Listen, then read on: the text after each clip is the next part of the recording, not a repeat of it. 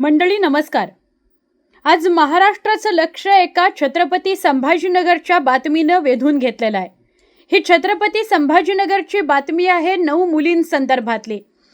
विद्यादीप नावाच्या बालगृहामधून 9 मुली मागच्या आठवड्यामध्ये पळाल्या होत्या. मेन डोरनी त्या पळाल्या, त्यांच्या हातात दगड होते, लाठ्या होत्या अशी माहिती मिळते आहे. त्या पळाल्या आणि त्यांना थेट सेशन कोर्टात जायचं होतं, पण त्या आधीच छत्रपती संभाजीनगरच्या बाबा चौकात त्यांना पकडण्यात आल्या. त्या का पळून गेल्या याची चौकशी करण्याकरता एक समिती नेमण्यात आली आणि त्या समितीने जे जबाब या मुलींचे नोंदवून घेतलेले आहेत ते अत्यंत धक्कादायक आहेत. हीच बातमी आज न्यूज 18 लोकमतवर तुम्ही पाहिलीत आणि अख्खा महाराष्ट्र सुन्न होईल अशी या 9 जणींची आपबीती आहे.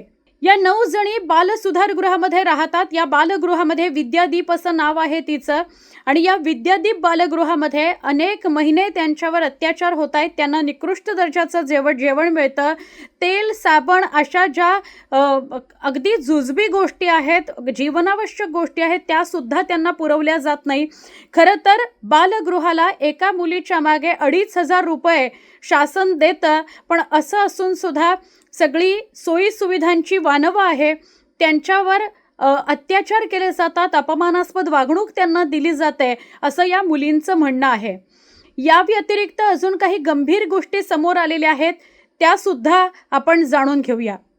या 9 मुली 9च्या 9 एकमेकींनी ठरवून एकमेकींसोबत त्या पळाल्या आणि त्या पळाल्या म्हणजे त्या कुठेतरी पळून जात नव्हत्या, तर त्यांना सेशन कोर्ट गाठायचं होतं, कारण तिथं तरी कोणीतरी आपल्याला ऐकून घेईल असं या मुलींना वाटलं. हर्षा ठाकूर नावाच्या सामाजिक कार्यकर्त्यात गेली 3 वर्ष या मुलींच्या, या सगळ्या बालगृहातल्या मुलींच्या त्या संपर्कात आहेत आणि वारंवार या हर्षा ठाकूर यांना त्या सांगत होत्या की काय काय त्रास आम्हाला इथे होतो आहे.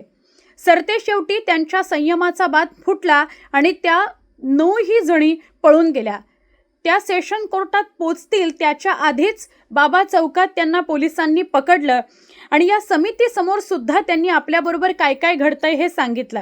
त्यातली सगळ्यात मोठी आणि गंभीर बाब ती म्हणजे या मुली असं म्हणतायत की आमच्या थोडं जरी पोटात दुखलं आणि त्याविषयी आम्ही आमच्या वरिष्ठांना सांगितलं की लगेच आमची प्रेग्नन्सी टेस्ट व्हायची, आम्ही प्रेग्नंट आहोत की नाही याची टेस्ट केली जायची. अत्यंत गंभीर बाब हे या 9 मुलींच्या बोलण्यामधून आलं.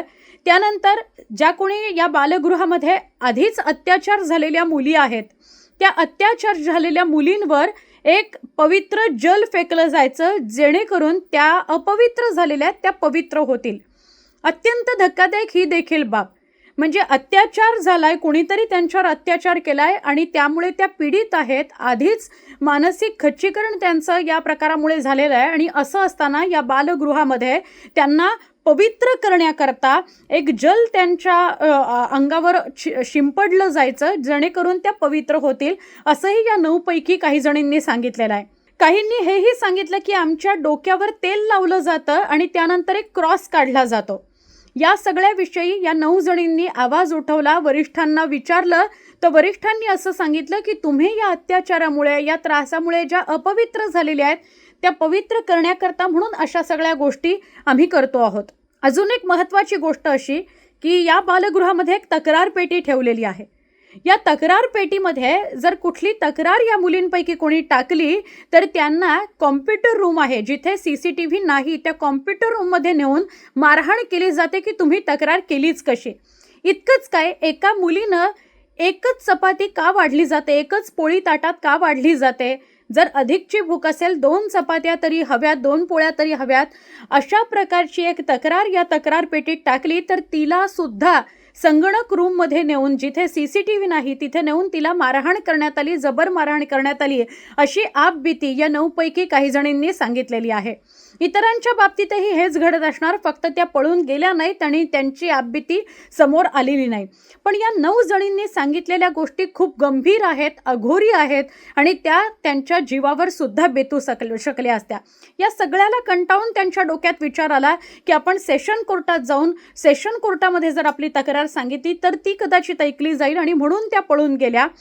यानंतर या हर्षाताई म्हणजे हर्षा ठाकूर ज्या या सगळ्यांच्या संपर्कात होत्या त्यांना एका वकिलाच्या फोनवरून या मुलींनी फोन केला आणि मग तिथे हर्षाताई गेल्या. साधारणपणे अर्ध्या तासामध्ये त्या कोर्टामध्ये पोचल्या, सेशन कोर्टात. आणि तिथे या मुलींना बघितल्यावर त्या जे सांगतायत ते अजून गंभीर आहे. त्या म्हणतायत की त्या सगळ्या मुलींचे हात रक्तानी माखलेले होते. आता आपण आयुष्य संपवूया, आपण आता नको जगायला, इतका त्रास नको सहन करायला, इतका अपमान नको सहन करायला, म्हणून त्यांच्या हातावर ब्लेडचे कट होते असं या हर्षाताई सांगतायत. जर हे खरं असेल तर हे किती गंभीर आहे. आणि त्या पळून गेल्या म्हणून गवगवा करण्यापेक्षा त्या का पळून गेल्या हे कारण किती गंभीर आहे आणि त्यावर लवकरात लवकर कठोर शासन होणार का हे बघणं गरजेचं आहे. जशी ही स्टोरी म्हणजे या बातमीचा पाठपुरावा आम्ही टीव्हीवर करणार आहोत, तसाच सोशल मीडियावर सुद्धा आपण सगळ्यांनी एकत्र येऊन या गोष्टीविरोधात आवाज उठवला पाहिजे. या 9 मुलींच्या मागे खंबीरपणे आपण उभं राहिलं पाहिजे, त्यांच्या मागे ताकद उभी केली पाहिजे की अगदी आज ही बातमी समोर आली आहे तर आजच्या आज जे कोणी या सगळ्यामध्ये दोषी आहेत त्यांच्यावर कारवाई होईल. पण अजून एक गोष्ट तुम्हा सगळ्यांशी शेअर करायची आहे. फक्त बालगृहांमध्ये आणि छत्रपती संभाजीनगरच्या या विद्यादीप बालगृहामध्ये असं होतंय का? नाही. अनेक बालगृहांमध्ये अनेक प्रकारच्या शासनाच्या ज्या अशा पीडित मुली आहेत किंवा आर्थिकदृष्ट्या विवंचनित असलेल्या मुलं आहेत, ज्यांच्याकरता बालगृह उभारली जातात, ज्यांच्याकरता पोषण आहार दिला जातो, या सगळ्या गोष्टींमध्ये प्रचंड भ्रष्टाचार होतोय, बरबटलेल्या आहेत स्थानिक यंत्रणा आणि त्यामुळे हे सगळं होतं आहे. आणि मग अशा गोष्टींकडे, अशा दुःखित पीडित वंचितांच्या मुलांकडे शासन लक्ष देणार आहे का? हा सुद्धा गंभीर प्रश्न आहे. का आम्हाला वारंवार पोषण आहारामध्ये निकृष्ट दर्जाचं अन्न बघायला मिळत आहे? का अशा वारंवार बातम्या द्याव्या लागत आहेत की बालगृहांमध्ये काही मुलींवर अत्याचार होत आहेत, काही मुलांवर अत्याचार होत आहेत? का या घटना रोखल्या जाऊ शकत नाही? का तिथल्या यंत्रणा कडक केल्या जाऊ शकत नाहीत? आणि या सगळ्याकरता आपण समाज म्हणून सोशल मीडियाचा चांगला वापर करून या सगळ्या गोष्टी का आपण बदलवून आणू शकत नाही? एक सुरुवात तर करून बघूया. या 9 मुलींच्या पाठी उभं राहून बघूया, त्यांना आजच्या लवकरात लवकर न्याय कसा मिळेल यासाठी प्रयत्न करून बघूयात. न्यूज 18 लोकमत तर या घडामोडींचा पाठपुरावा करतच राहणार आहे. त्या 9 जणींना न्याय मिळतो का? त्यांची आपबीती ऐकली जाते का आणि त्यावर कठोर पावलं उचलली जातात का? दोषी कोण हे बघितलं जातं का? या सगळ्याविषयी आमची नजर असणार आहे. या बातमी संदर्भात तुमच्या काही प्रतिक्रिया असतील, तुम्हाला काही आमच्यापर्यंत पोहोचवायचं असेल, कमेंटमध्ये नक्की सांगा.